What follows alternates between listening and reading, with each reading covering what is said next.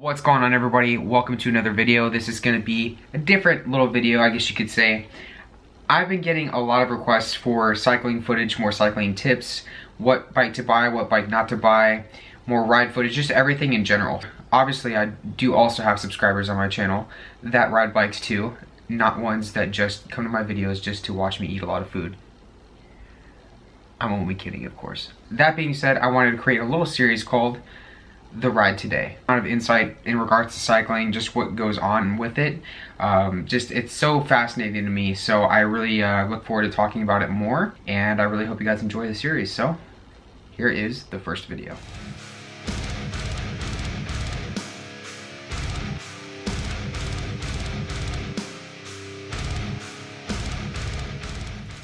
Alrighty guys, so this is gonna be, again, essentially like I try to do these unedited, unscripted or anything like that, just whatever comes to mind. I feel like it's better that way.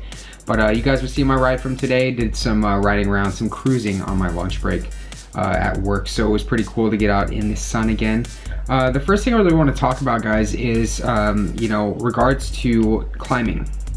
Now, this is something that I talk about quite a lot with my cycling, with my channel, with subscribers that ask me when or what I would recommend for beginners, even intermediate level cyclists that just want to get better, want to improve their speed, their time, and overall power.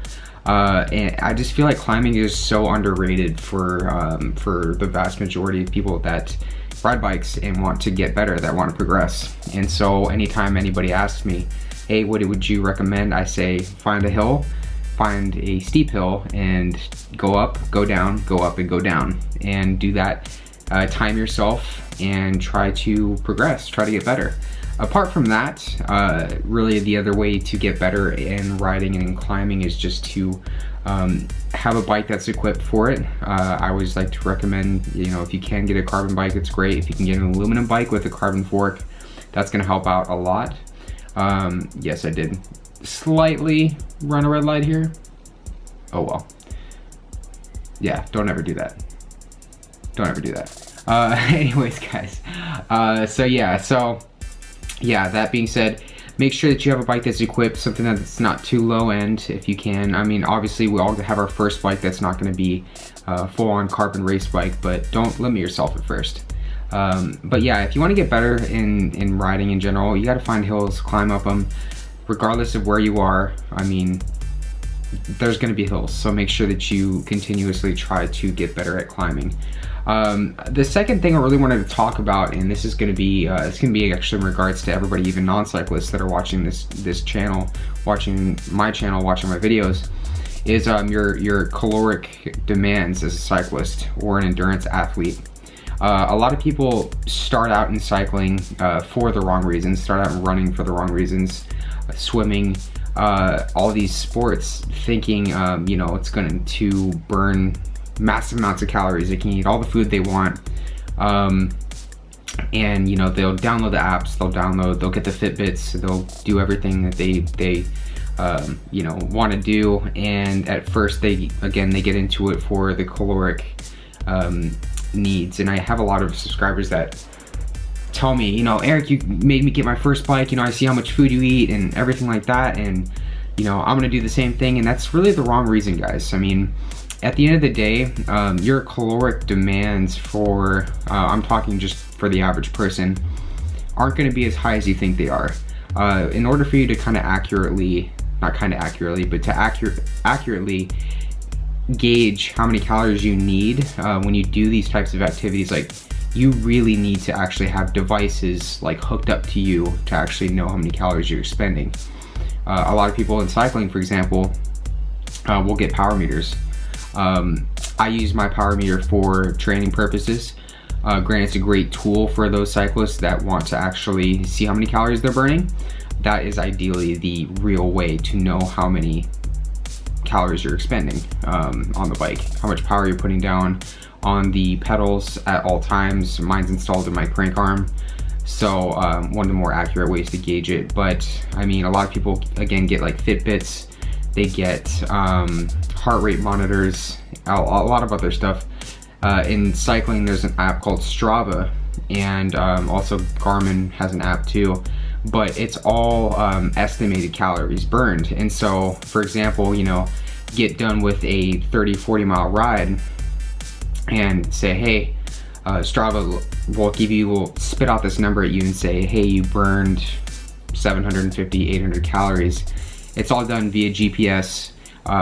Then again, there are so many variables that come into play when we talk about stuff like this. There's wind, there's the gradient of the hills that you're climbing, there's the rider body weight, there's just so, I mean, there's a lot to take into account. So you really should never go by these generic, you know, estimations in the end. I know the same can be said for the Fitbit, and there's me cranking out the watts right there. I was actually, this is climbing up a pretty, I mean, this is like a 7 or 8% hill.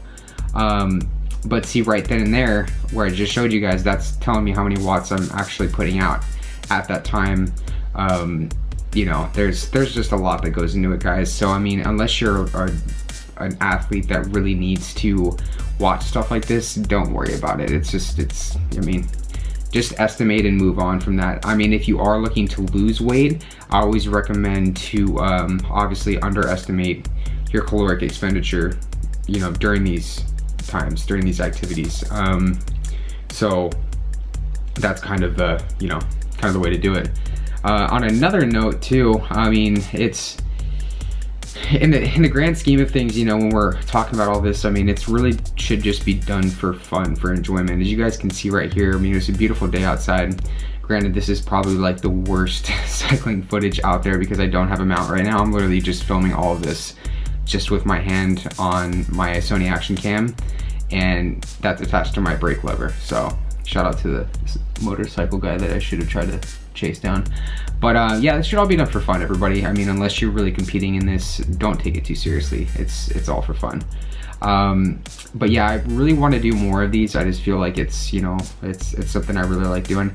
I put up that cycling footage. I put up actually a few clips really, and a lot of people were like, oh, you should film more. So I'm gonna try to. It's something that is, you know, I don't like busting out my camera in the middle of my rides and filming it, which is why this is done actually towards the later end of my ride. But ideally I want to get more stuff to mount on my bike so I can actually show you guys like different angles and stuff like that. So I always like to hear you guys give me feedback and everything. Tell me what you think in the comments below in regards to, you know, the angles and in regards to suggestions on what to get. I know that there's a new oh yeah, that was a new angle. Speaking of new angles, this is perfect. This asshole was following me up the or down the street right here. Just gonna let you guys know, if you're ever in a car, if you're not a cyclist and you just drive around on the street and you always run into cyclists, never just do this behind them. You either pass them or just chill all the way in the back. If you're like just this close to a cyclist for like a quarter mile, it's just gonna piss them off. There are probably gonna be a lot of pissed off cyclists right now, but oh well, it is what it is. So anyways, guys, again, if you like the video, you like the you know, little tips I give you, definitely let me know in the comments below. Also, let me know if there's anything else you'd like me to cover here as well, because I want to do more of these again, like I said. So there's some new technology coming out that I'm gonna probably get. I might actually get a new action cam soon, just because the Sony is it's really old. So anyways, guys, that's been the video so far. Hope you guys enjoyed it. Stay tuned for the next one. And of course, guys, go ride a bike. See you guys later. Vegeta, what does the scouter say about his power level? It's over 9,000! What, 9,000?